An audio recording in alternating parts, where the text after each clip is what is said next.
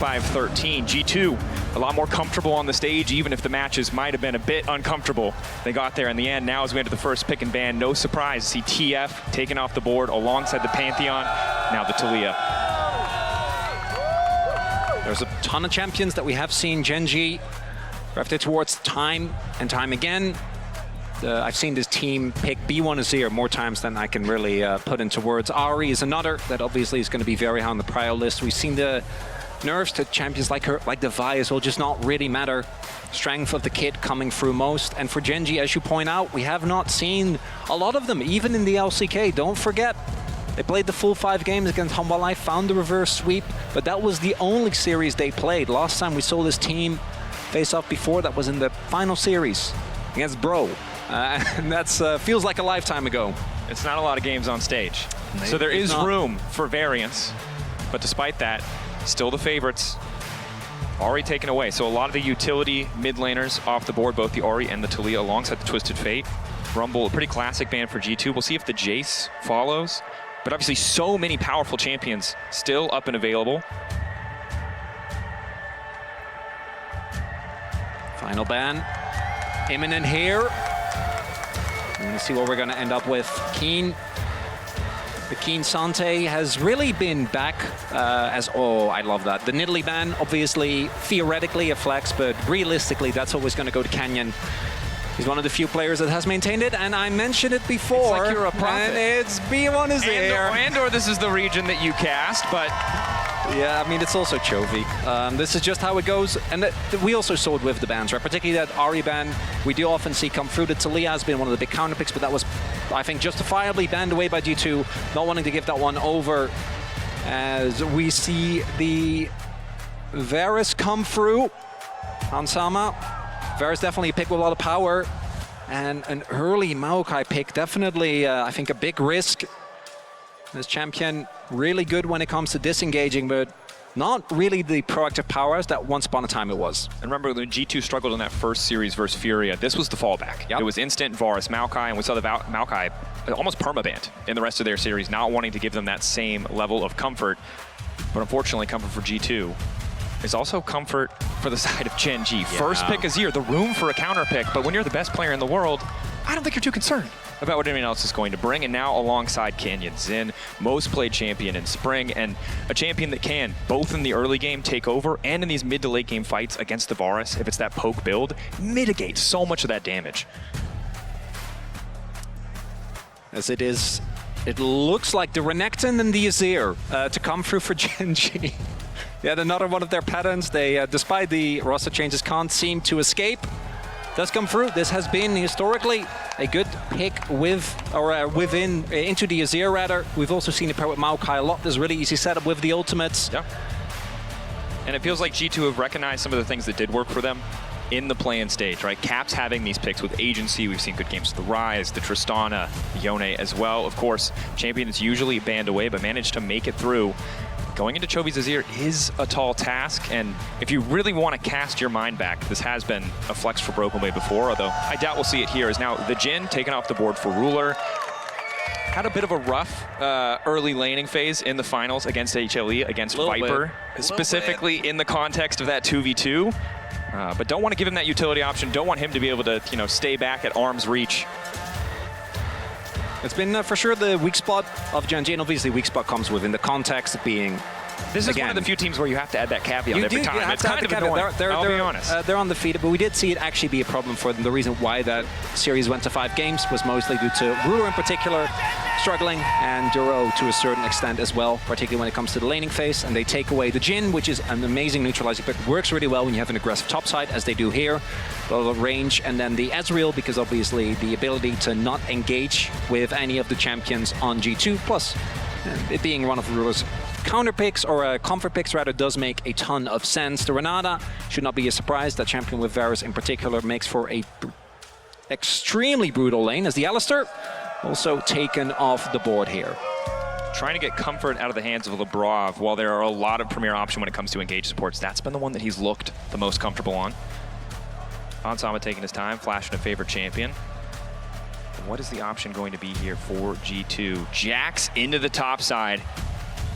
Broken Blade, obviously a lot of people skeptical about his level of performance, but the potential, you know, we know how good Counter-Strike can be in this matchup. If he can survive, if he can weather the storm, Jax can get a lot done. It's not just into the Renekton, right? It's also into the Zinza. We even had a period where we saw the Jax jungle come back specifically because Zinza was continuously blinded. As the Lucian Braum will come through here. Blinding Braum, I do think, always feels a little bad. And it is going to be the Rakan here for Labrov. Obviously, the Rakan does allow you to follow up very nicely, I think, particularly when it comes to like Caps' ultimate, when it comes to Skewmon, using the ultimate more aggressive.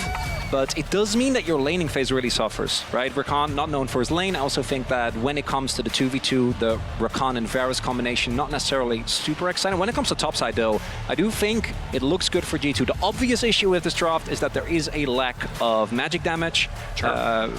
GENG most likely going to itemize into that as well.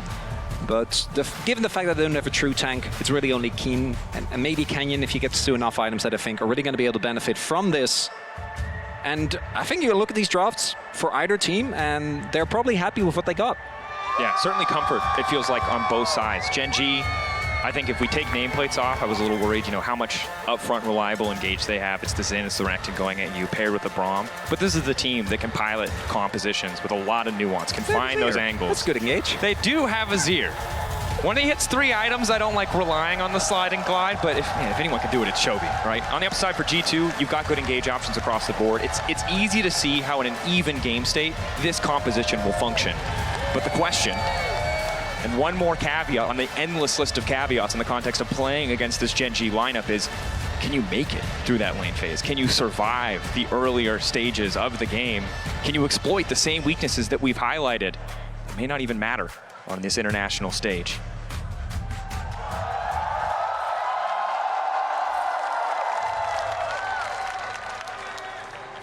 Vancouver comes alive for game 1. Of course, you can see the runes at the bottom of the screen. Nothing too crazy, although it looks like it will be the lethality Varus for Han Sama. So wants to poke, wants to stay at arm's reach, does make the Xin a bit better, does make the Braum a bit better, but also staying away from a Xin and a Renekton does seem Yeah, I don't think you wanna walk up. So we take a look at the road that G2 so far have made it through, but obviously not the expectation in terms of results. When it comes to the scores of the series, 3 and 2 in both. Hard-fought battles as well. Yeah. When you talked about it for GENG, right? 1 best of 5 essentially in the last month of League of Legends play. G2 have played 13 games in the last few days. So in terms of comfort on this stage, in terms of time spent here getting situated, it's a small advantage, but it might matter. Early lane phase, though, you can see already, Chovy not afraid to step up and just start harassing. See when Caps can get that first back. Boots 2 might help out a bit, but still going to be a bit of a struggle early on.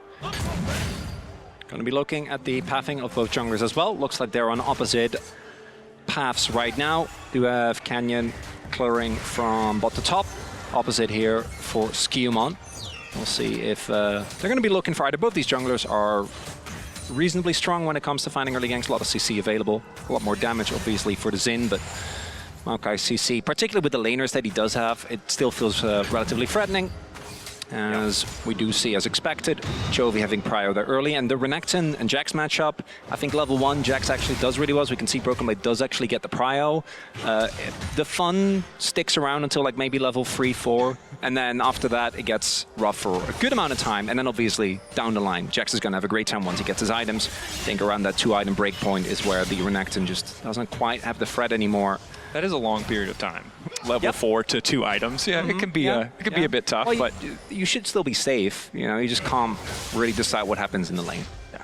See if he's going to get some support where the attentions could be from jungle. You highlighted the Maokai earlier, obviously pathing down towards the bottom side. Canyon moving up top side. The Counter-Strike, good interactions into both champions, but with how far forward Broken Blade is pushed and with Counter-Strike now down, brief window, but Canyon still prioritizing finishing those camps, not in a great position as Caps level 3 not looking too bad. This is obviously the guy who was kind of the core of G2 scraping through, barely managing to make it. And of course, if you're just joining us, Caps, that's been the reputation for a long time, but wasn't clear in that first day of the tournament, those first few games. Definitely feels like a step up in performance thus far as bot lane looking a bit quiet. Unsurprisingly, Rakan sustained earlier does help mitigate a bit. Chovy now level 4. looks unfazed by everything Caps is doing. That's generally how it goes. Chovy obviously known for his laning phase.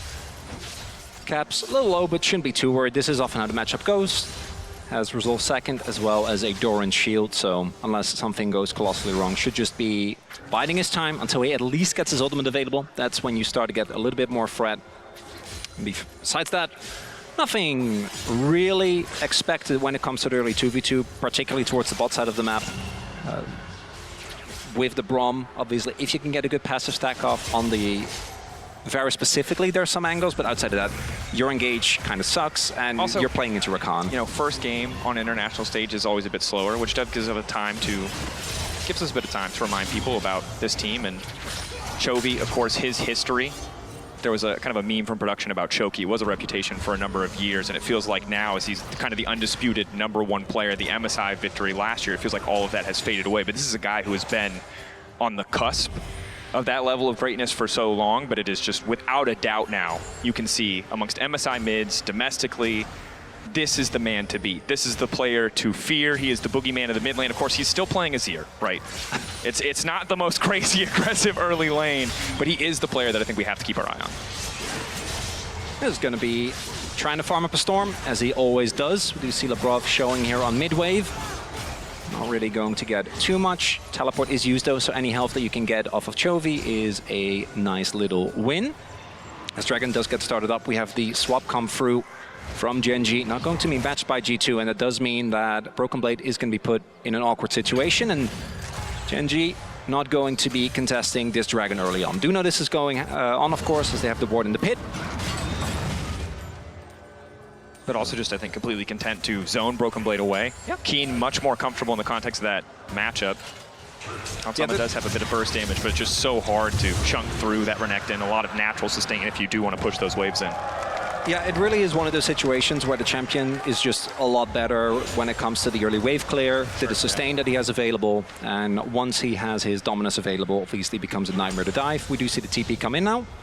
Does mean that there will be a summoner advantage there for Gen.G. But as many have pointed out, Gen.G not necessarily known for their aggressive early games when it comes to fighting, right? They are still, I think, a very proactive team when it comes to movement on the map, when it comes to playing for objectives.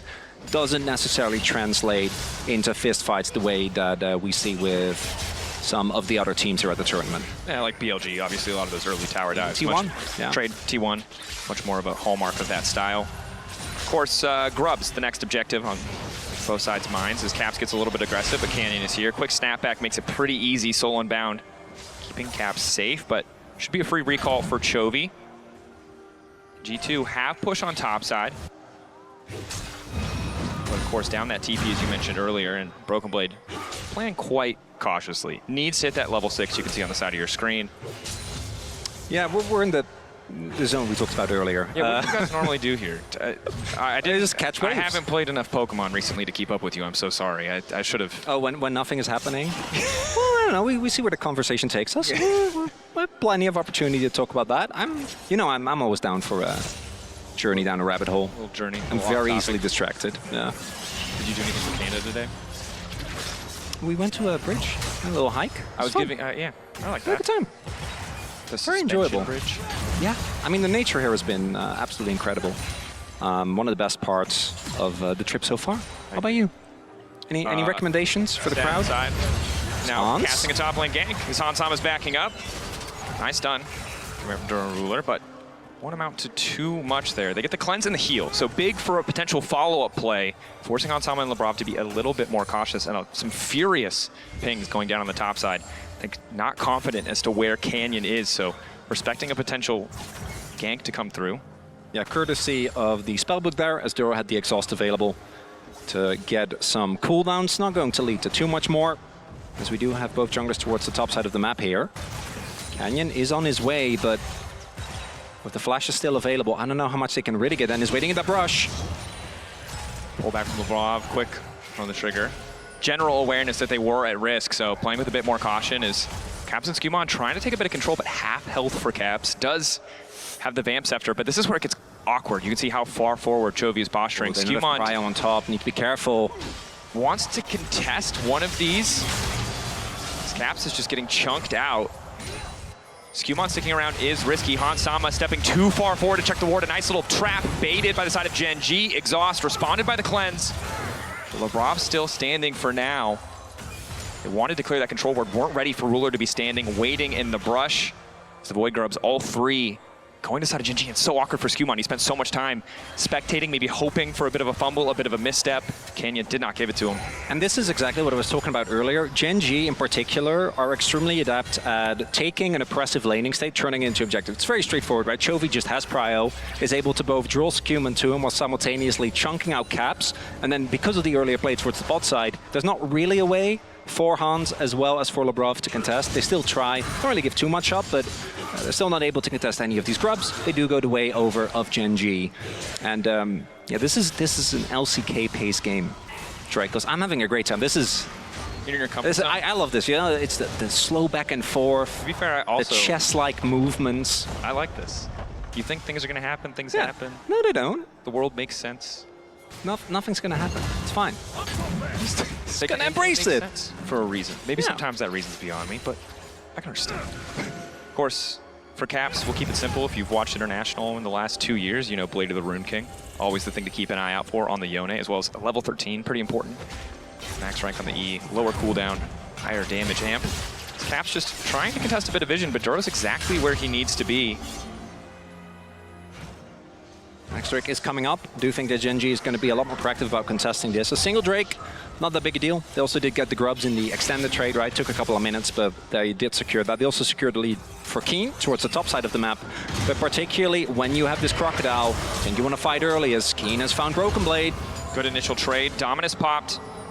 Jack's popping ulti as well for the extra resistance. Caps pushback will take a tower shot. Not an ult for ult trade, though. So potentially a window that Caps can try and capitalize on, but it's so tough against an experienced player, especially with boots already. They're still starting this, and Keen still has TP available, so does Broken Blade, but he's going to go for a base now. Gen G, I think, looking for the contest. Wave in mid is crashing. Chovy's on his way.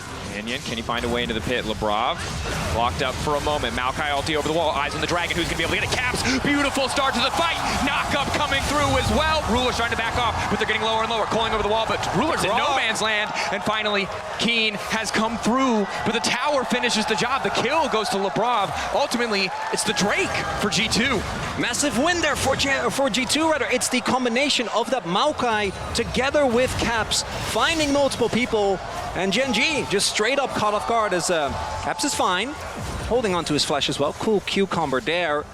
The Drake goes to D2 because obviously they were first to the objective, but they get the TP from Keen as well as a favorable trait when it comes to the kills. Definitely. Unfortunately, that gold advantage does go to Labrov. It means a quick early lock-it, which will help mitigate some of that upfront burst damage. Keen only getting stronger in the context of the 1v1, but that was kind of awkward. That was a bit of a weird play. I think Gen G not respecting the setup there. G2 in a very good position with that Maokai ultimate, something we highlighted in pick and ban, right? The ease of execution for this composition. It was the ult difference. The fact that Cap still had his ultimate available. Like, yes, Chovy chunked him, but it doesn't quite matter as much here. They're also too quick on the trigger on that ultimate, so that Caps has a beautiful setup. Labrov follows up immediately. 3-man knock-up, and then by the time Chovy arrives, already too late, really. Same for Keen, gets an exit kill, but you're not really going to be too happy about that. Early skirmish, going the way of G2. And I'm going to also be fair, you need those. Good job, guys. I think all of us. Big confidence there from the side of G2 as Broken Blade and Keen now going toe-to-toe once again. You mentioned it before, but as more items come through for the Jax, this does get a bit easier. Keen holding onto a gold and experience lead. Broken Blade has to be careful. The angle for the double dash. Quick Q, baiting the counter-strike, can re-dash. Broken Blade respects it and will already back away. Yeah, they didn't really know where Skewmon was, so don't think Keen wanted to take the risk to go in. If Maokai is there, obviously he can be in big trouble. As I was saying, I do also think as G2, you need to get these early leads, as many as you can. Camtech Drake, not really what you're looking for. If this is a mountain, right? If this is a Hextech, I think you're going to be feeling a lot better about the 2 Drake lead. But any lead you can get against Gen G early feels like a necessity because of how inevitable this team has been and how hard it has been to actually take them down. You mentioned it before, right? Where we have seen hiccups, it's been in the earlier stages of the game. When we get to mid-game, their movement around the map, their setup on objectives, their individual skill often becomes overwhelming to handle as Caps finds himself in trouble. Defensive ult out. We'll trade 1-for-1 on that, but manages to live. Gen G, though, with control of the mid lane. Nothing really to play for here is Lebrov. A lot of members there. Looks like they're not going to fall for the trap. And Caps does live. Nicely done there with the snapback on the ultimate, but Chovy still has the damage. Nashor's done, so those autos can come through. Azir can still be a colossal menace, and despite the kill lead, we do see Gen.G, as they always do, slowly inching forward in gold lead. It's these continuous side lane waves, these crashes that come through. Even in the previous play, yes, G2 was able to find a good fight, but they did lose a full wave because Caps dropped the wave to go help set up that fight. The cost to find those advantages, and you can see in the mid lane the gold looks close, but it's because of the kills and assists. Chovy, as expected, living up to his namesake with almost 20 CS advantage, although will lose a bit to that tower here as he's decided to move up to the top lane. Of course, one of the strengths of G2, if they find a lead, is these side laners, but because Gen.G already got the early grubs, some of that threat to the towers is at least mitigated. And now, as you highlighted, Dragon stacking, an easy avenue for G2 to try and force a fight on their terms if they can keep that control. And Caps, with this extra lifesteal, you can see really starting to hurt. Really does. As ruler, this spot he is somewhat notorious for, needs to be careful.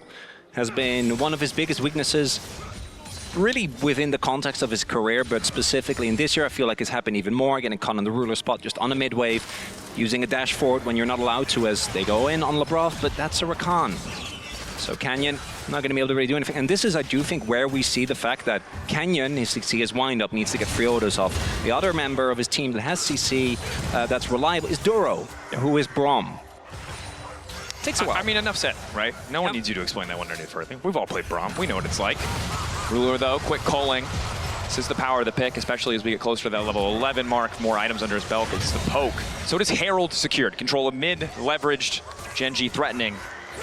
And while, yes, if they're trying to find those picks, those quick engages, they don't have the best tools. If they get set up first on an objective, fighting into Braum and Azir and a Renekton is a death sentence. So G2 need to find a way to be ahead. Last time you mentioned before, sacrificing waves, being willing to give up a bit of CS, a bit of gold to be first on the objective.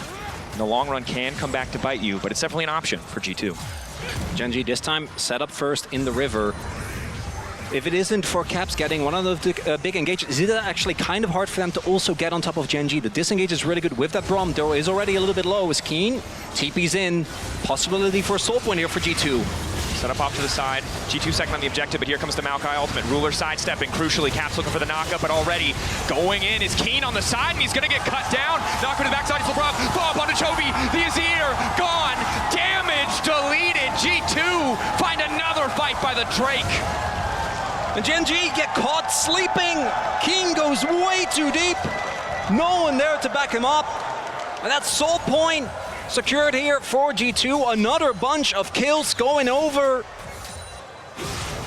As we take another look here, you see, again, the power of that CC, the Maokai ult, just getting so much value, splitting up the fight, and it's a segmented engage. First Broken Blade goes in, gets some cooldowns, and then Keen just a little bit too far forward. The rest of the team is clearly more occupied with taking the dragon, and then right there, the fact that Lebrov gets on top of Chovy, charms him, and sets him up for a great ultimate from Caps, really big deal. Quick play on the side lane, Caps snaps through, we'll be able to pull back, flash away. Q3 still living for a moment, but Chovy gets the job done. Shutdown for Gen.G. Definitely necessary there for Gen.G. Caps, and kind of running the game so far. Kill going over to the Azir. That also is going to be the bot lane secure. There's still a Herald as well for Gen.G. That was back-to-back. Honestly, great fights from G2. But as Hanwha Life learned as well, actually taking down Gen.G, gonna need a lot more where that came from. But that Maokai and the Yone, that combo so far has proven deadly. And Gen.G probably playing a bit more respect around those objectives, as now it is the soul on the line. 3.5 minutes, getting closer to Otacon as well.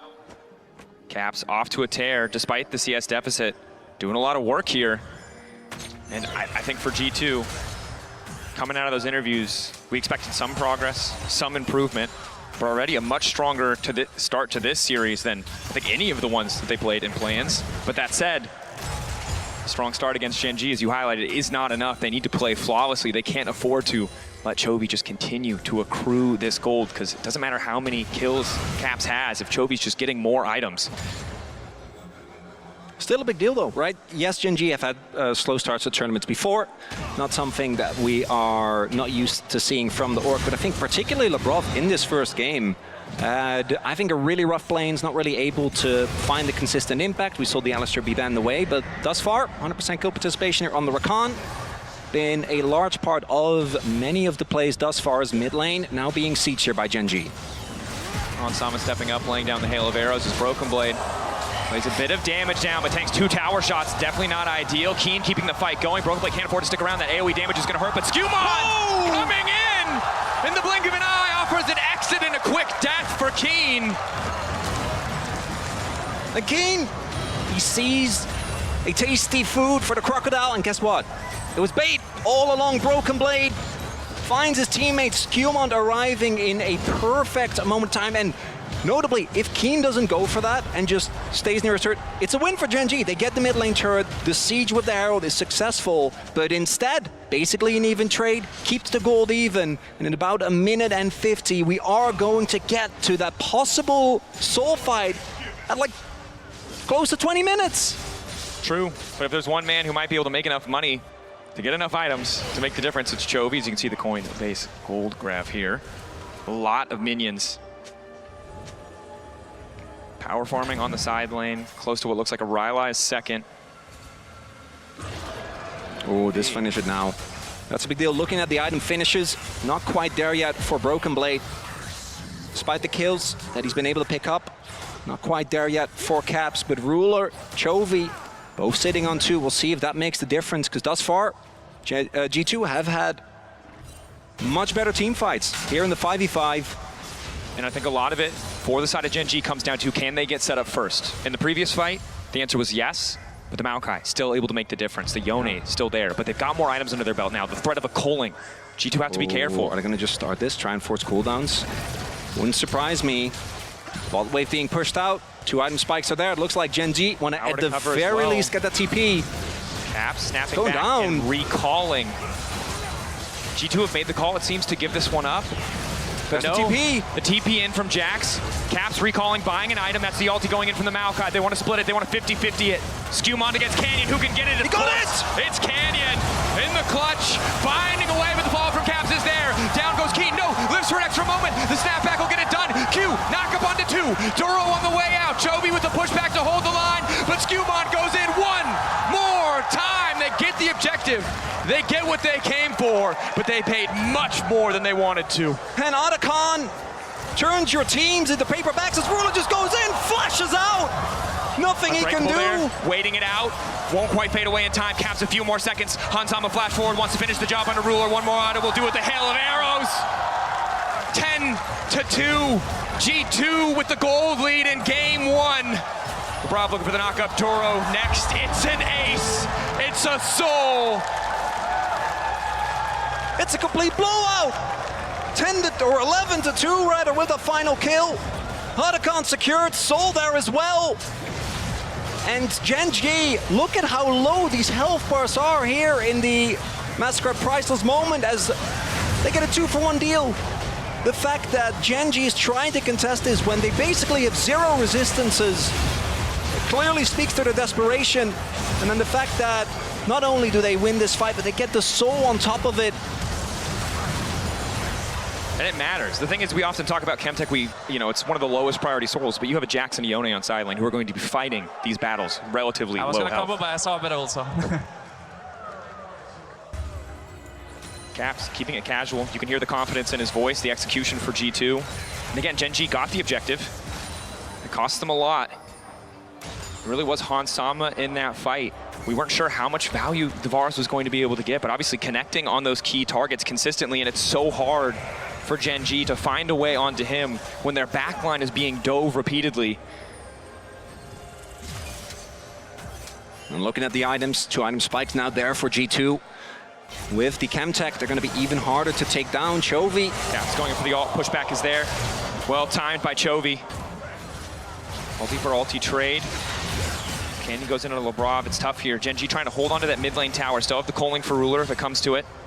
Difficult for G2 to advance the game. They've got a sizable lead, but item advantages haven't quite accumulated yet. Really the biggest beneficiary of this entire situation is Broken Blade. The individual gold lead, 1.2k. It was a difficult laning phase, down almost 20 CS at one point. But now, hitting that 2-item threshold that you talked about, this is where he can really start to take off. I feel like he's already in the air. And Keen's just a crocodile, you know? He's seeing Jax soar in the sky. And Gen G, seen them fight their way out of many situations. Their team fighting is still great, but I want to highlight, I don't think that this is one of those situations where you look at the scaling and you go, well, there's always, when you reach a certain breakpoint, obviously Azir is always going to be a threat. I think Renekton, much more than he used to be, always can get value in a fight if he can get on top of a big target, take them down. But I go back again to this Jax. Such an incredibly potent pick into basically every member on Gen G. And then add to that the fact that he has the biggest lead in the game. Was, as we saw in the interview that you had with him, also, I think, again, justifiably criticized for having a really weak performance, but stepping up here today. Yeah, we saw it last year in a lane swap meta.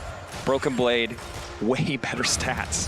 When all top laners were walking around just being farm bots. And this year, when he's allowed to lane 1v1, he's been falling behind and it's been falling apart. But this game, potentially the start of something new. I won't pretend that the early game stats were pretty. But holding on, finding a way to scale into this game is a big deal for G2's hopes here. Knockback is big though. Lebrov caught out, not respecting the Mega Blast Cone. Shut down for Duro, a little supportal combat. And a big misstep right ahead of Baron. Oh, yeah, they're gonna make the call. Gonna try and play here. Instantaneous TP. Babs gonna lose the snapback in a second here. Might have wanted to get another cooldown. And this they is have the thing. to. No matter how far ahead you feel, no matter how comfortable the game seems against a team like Gen G, it's not over until the Nexus falls. The poke is hitting though, look at the damage! Sama, almost 6k in the last fight. How much will we get here?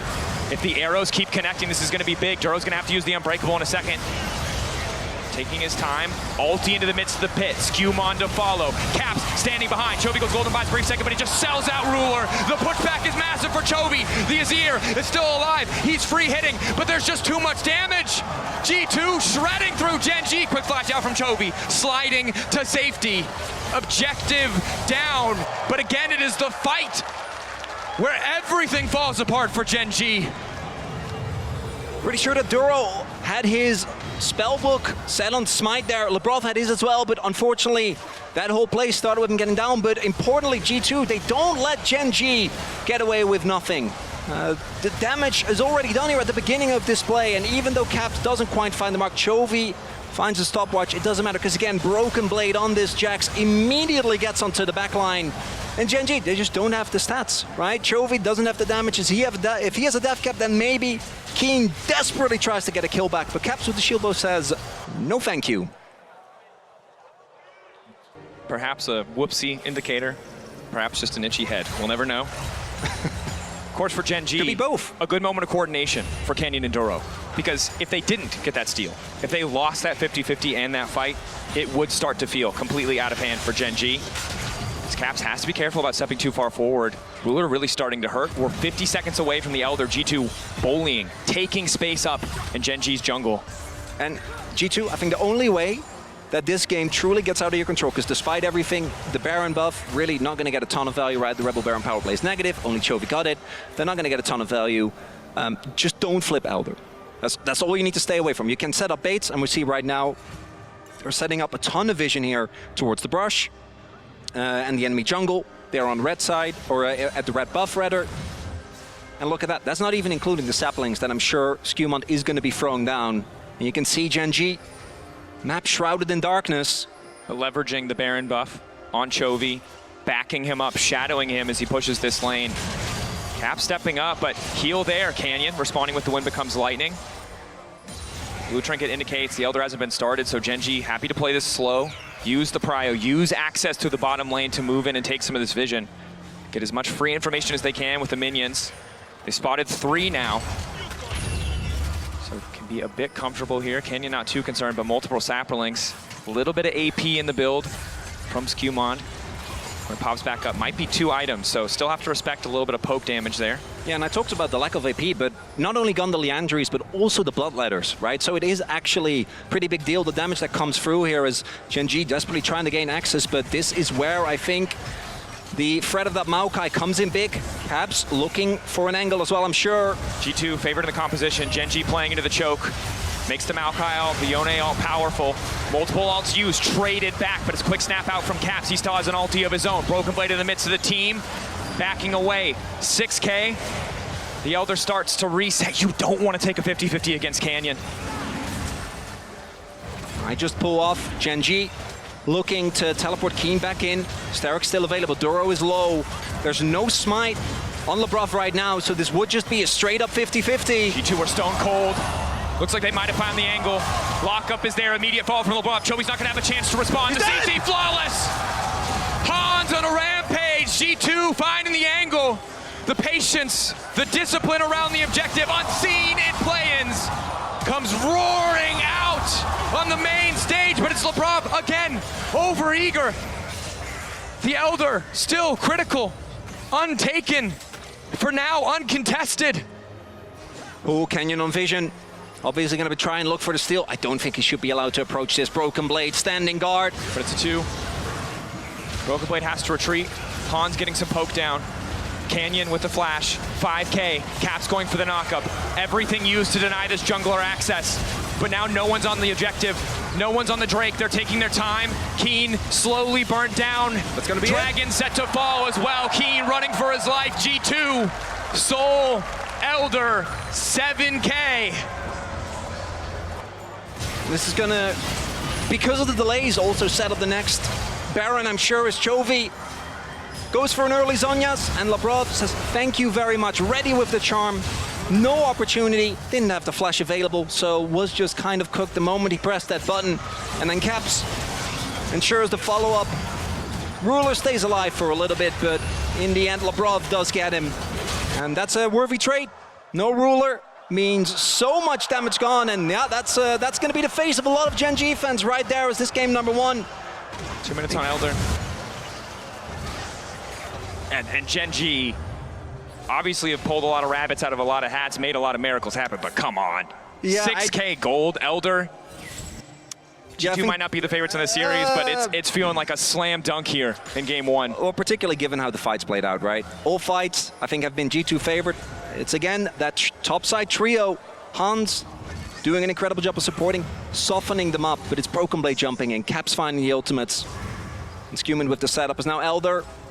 Still another minute, and Gen G, they can't really do anything. They're just gonna have to give up a good amount of objectives. And again, 20 seconds till that Baron is up here. And G2, unless something absolutely ballistic happens, should be looking at a game 1 lead here. Broken Blade staying in the wave, quick stun. Ward hop over the wall. Gen G trying to collapse somewhere, look for an angle, but it does cost him a bit of damage on the top side tower because it's only Keen left to defend it. 45 seconds. TP coming in, matched immediately by Caps. That's the ulti out from Skumon. Push back from Chovy, a solid start, but Ruler, the culling goes completely wide. Caps over the wall, looking to find a man, looking to find the knockup, but Canyon is untouched for now. G2 descending into the base, and it's all eyes on the Broken Blade, leaping forward. Ruler can't get it done. G2 in game 1.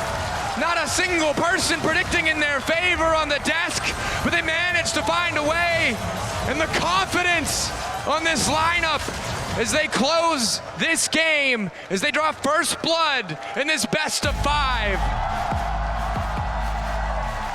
Absolute smackdown, Dracos.